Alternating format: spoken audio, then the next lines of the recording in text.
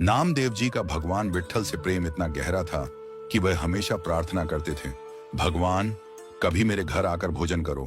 भगवान ने उनकी भक्ति को देखकर एक दिन कहा, नामदेव एक दिन मैं तेरे घर आऊंगा, लेकिन आज मैं तुझसे कुछ मांगता हूं। ठाकुर जी बोले, आज तू मेरी जगह मंदिर में खड़ा हो जा और मैं तेरे घर जाकर भोजन करूंगा। भगवान ने नामदेव जी को विट्ठल रूप धारण करा दिया और उन्हें गर्भगृह में खड़ा कर दिया।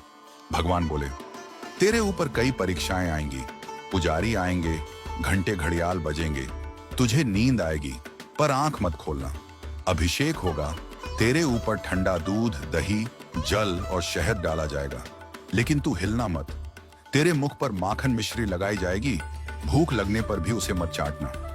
दर्शन करने हजारों भक्त आएंगे, तेरे पैर छुएंगे, रोएंगे, अपने दुख दर्द बताएंगे, लेकिन किसी की समस्या हल मत करना, क्योंकि यह सब कर्म का विधान है।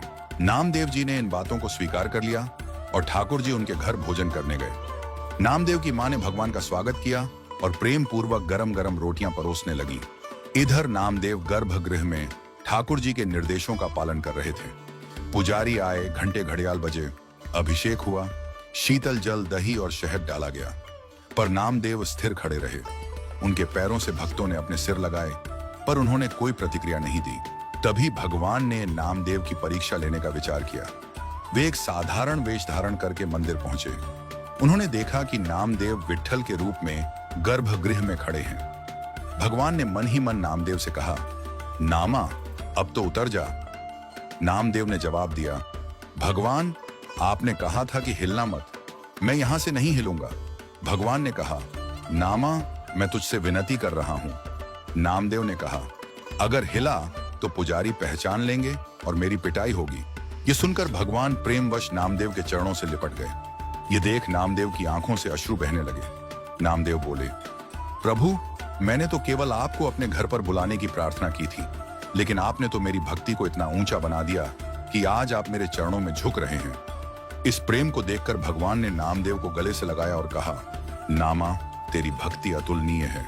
तब से मान्यता है कि पंढरपुर के मंदिर में साल में एक दिन भगवान विट्ठल के स्थान पर नामदेव जी खड़े होते हैं और भक्त उनके चरणों में प्रणाम करते हैं। यही नहीं, पंढरपुर मंदिर की सीढ़ियों के नीचे नामदेव और उनके परिवार की समाधि है।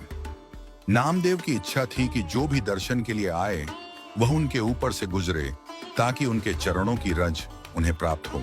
एक बार नामदेव जी भजन कीर्तन कर रहे थे।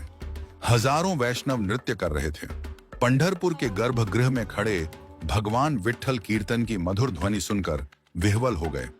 उन्होंने रुक्मिणी से कहा, मुझे कीर्तन में जाना है। रुक्मिणी ने कहा, आप जाएंगे तो सब लोग कीर्तन छोड़कर आपको देखने लगेंगे। भगवान ने कहा, मैं साधारण वेश में पीछे जाकर खड़ा हो जाऊंगा।